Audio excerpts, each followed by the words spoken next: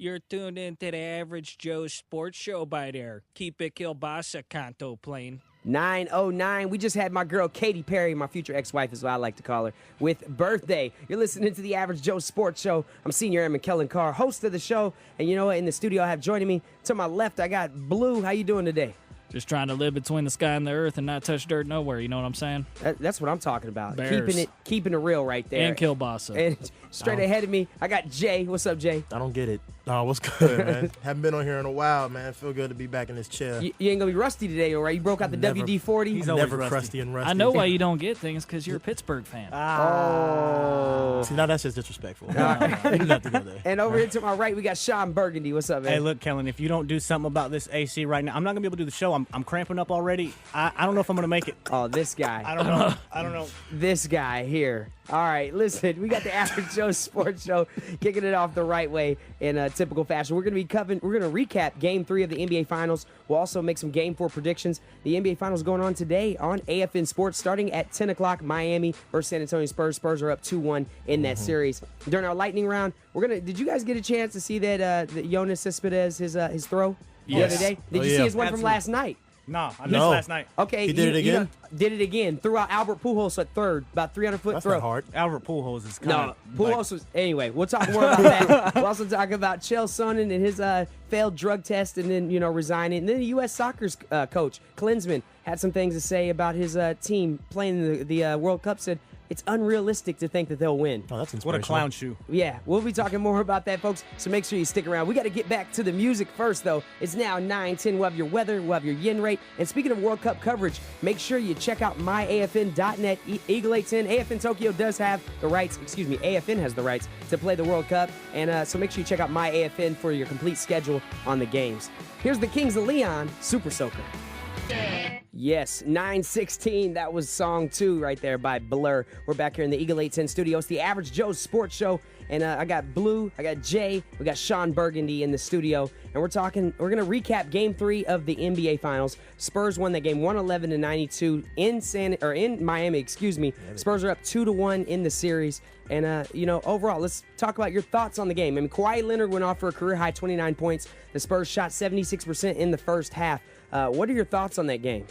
I mean, if you look, just looking at the facts, that's the best shooting half in the NBA Finals ever. That first half right there. There's not much you could do. I mean, and there were questions posed too. Is it the defense on Miami that's faltering? Is it the offense that's sputtering? If you look at the 3-game series so far, the games that the Spurs have won, they've won convincingly. And then the Heat, the one game that they did win, it was more the Spurs really not closing it out. The Spurs could be easily up 3-0 right now. So I just think that the Spurs have a deeper bench, and they're just playing better basketball right now. Well, yeah, it's easy to say that, but at the same time, it was a 2-point game until LeBron went out of Game 1. That game was not. It was a 2-point game. Everybody had the same conditions, though.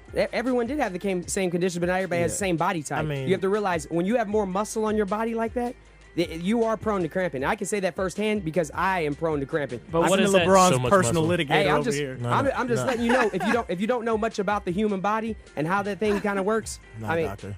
Go ahead, Jay. What do you got for us, man? Yeah, number one Spurs fan. No, that game was very interesting to me. I think it was more. I mean, they did shoot an amazing percentage in the first half. Kawhi Leonard, it wasn't really how much he scored. It was the way he was scoring, which pretty much any way he wanted to. I think I saw a play where he pretty much knocked Chris Bosh out of the air on a drive one time. Complete softness from the Miami defense. But Greg Popovich said it best. Miami has one player who can take the game over and win it for them. The Spurs have to play as a team, and that's one where they all played as a team. I think the top 4, they had 4 scorers in double figures to Miami's 3, and those were only LeBron James, Dwayne Wade, and Rashard Lewis. Yeah, Chris Bosh only had 4 shot attempts. 4 shot attempts, game. 9 points on 4 rebounds. So everyone from the Spurs were contributing in their own way. When the Spurs play as a team, they're extremely hard to beat. You can't just watch one player. And Kawhi Leonard was a big deal, but the whole Spurs team beat Miami from the tip-off. And what do you got for that, Bergie? This is a real surprising series for me because Miami just hasn't seemed to have showed up 2 of the games. So realistically, they're 1-0 because they played the second game, they played well as a team, and they beat the Spurs, which is what most people expected. But these other 2 games, I know you got the cramp situation. We all make fun of it. It happened. But like you said, going into that, it was a close game when they were playing all well, firing on all cylinders.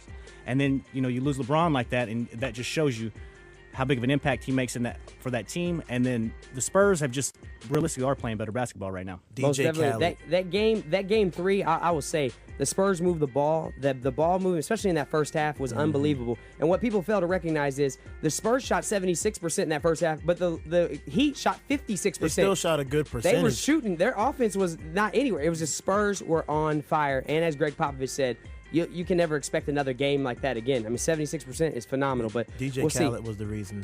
That's why they lost. Game 4 predictions. What do you got? Game 4, we're in Miami. It's 2-1. Spurs are up. What do you got?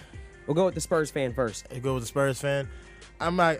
It's going to hurt my heart. I got Miami. I don't have Miami by a lot, but I have Miami. We're not asking for a point spread. We're not betting on I this. I got Miami. I think they took personal offense to getting spanked in Game 3 from the opening tip-off. They'll come a little bit stronger. If Chris Bosh doesn't have a game, they will not win.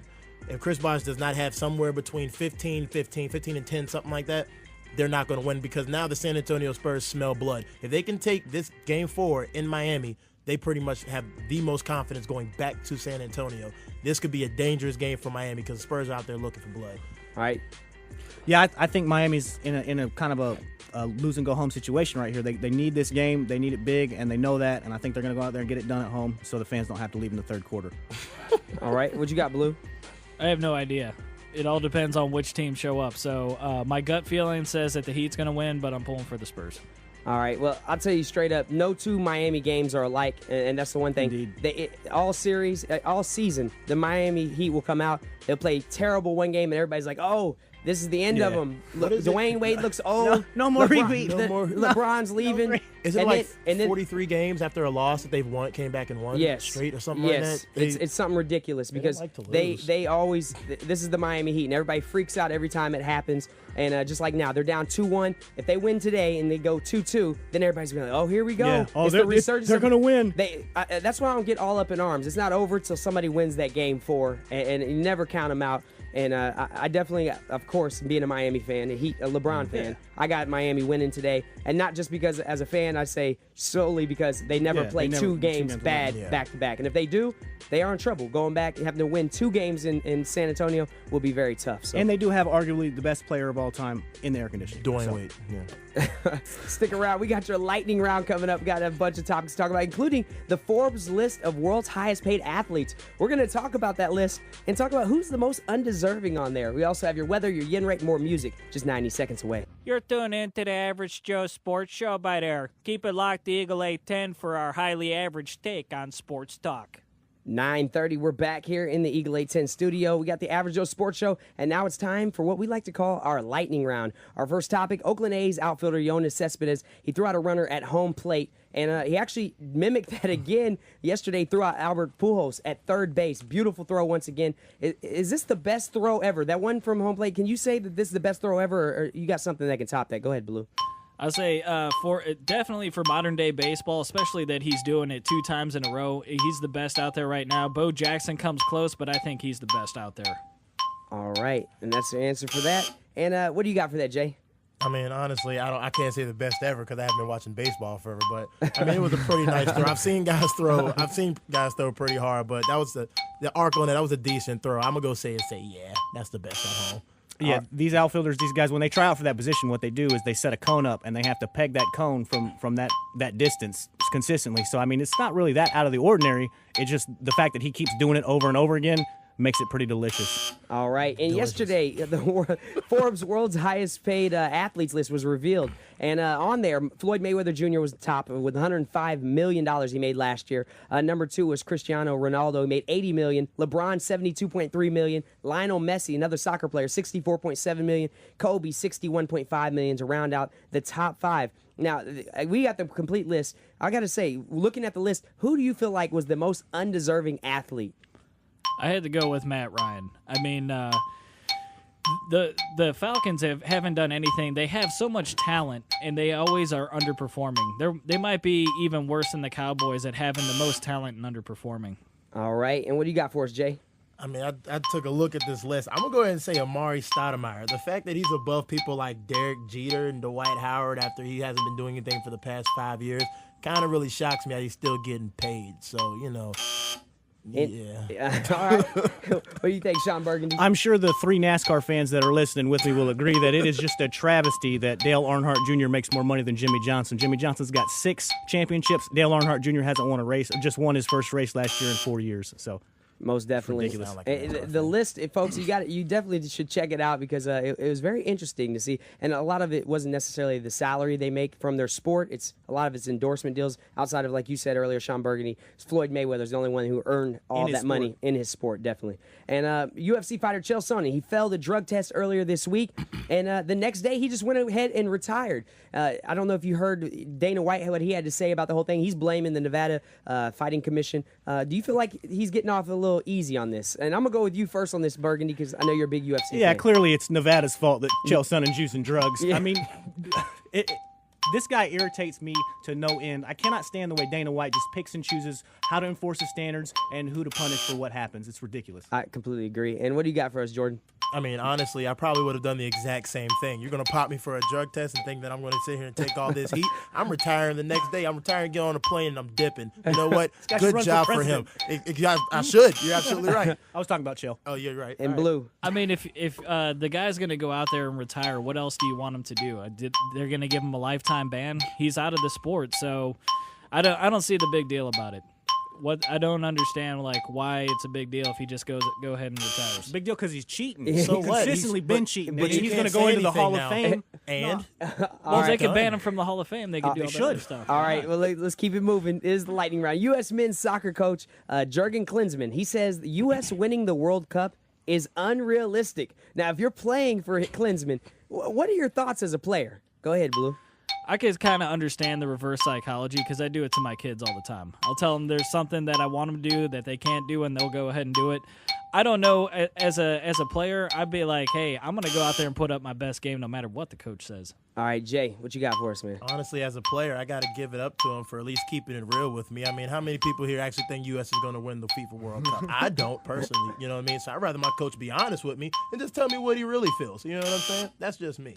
Shawn Burgundy. I think this coach is a clown, man. He cut the leading player from the team, didn't even take him, and now you guys aren't going to win. Maybe the coach is the reason that they're not going to win, and they need to look at that for next year. He's a Hey, realist. I look at it like this. Klinsmann is a German, and you know what? He's coaching the American Sabotage. team. That's not the U.S. way, man. You got. Hey, look, I didn't want my coach ever telling me we don't have a chance. I don't care how real you're trying to keep it. Lie to me. Hey, you better have some hope, some faith in there. All right, Saints DB Champ Bailey. He says the Redskins should change their nickname. Do you agree, or are people just being too sensitive on this topic? This is a touchy one. I did a lot of research into this and, what Redskin means and everything else going back to the early 1800s. I don't have enough time to talk about what I really want to say about this topic, but yes, they should change the name. All right, Jay. I mean, I feel like they should change the name as well. I mean, if a particular race feels it is disrespectful, who are you to tell them that this word isn't disrespectful? You know what I mean? You have to do that across the races. So why not just do it? I mean, it's not a big deal. It's a football team. Shawn Burgundy, you are a little Indian, too. I am indeed, and I will say that the NBA just banned a man for life and took his team away because he said a particular race wasn't welcome at his games. What do we think Dan Snyder's saying to the Native American community by doing this? Good point right there. All right, Brooklyn Nets forward/center Andre Blatche was granted Filipino citizenship to play in the FIBA World Cup with the Philippines. Should American-born players be allowed citizenship in other countries so they can play since they won't make the cut in the U.S. anyway? I say if you can't make the cut in your home country, that's just like, oh, well, I'm not good enough to play here. I'll just go play. It's ridiculous to me. If you can't make the cut in the U.S., I don't know. Go ahead. Do what you want to do, and he's welcome to play in the Philippines. I just don't understand it. Jay. I mean, I feel the same way, but if you're not good enough at the sport that you already play, the fact that you want to go ahead and play soccer, I mean, it's Andre Blatche, so maybe this is a good thing for him because anything else for Andre Blatche just isn't really working at this time. Shawn I think they should allow it, but I think they should be forced to take an Olympic year. I think they should have to go over there into that country, and they should have to live there for a year, train with the team, and then play. And I don't think they should be able to try out for the U.S. team and then go do that. So there should be standards. It should be allowed, though. All right. He brought some valid points. I'll take that. Yeah. Baltimore Orioles third baseman Manny Machado. He was suspended 5 games for his throwing the bat against Oakland. Was this warranted? There was a lot going into the incident. They had the little scrum right there at third base, and then he got some pitches thrown high and tight at him, and then he said, all right, and he let the bat go. How do you guys feel about the 5-game suspension? I think 5 games is a little too harsh for that particular incident.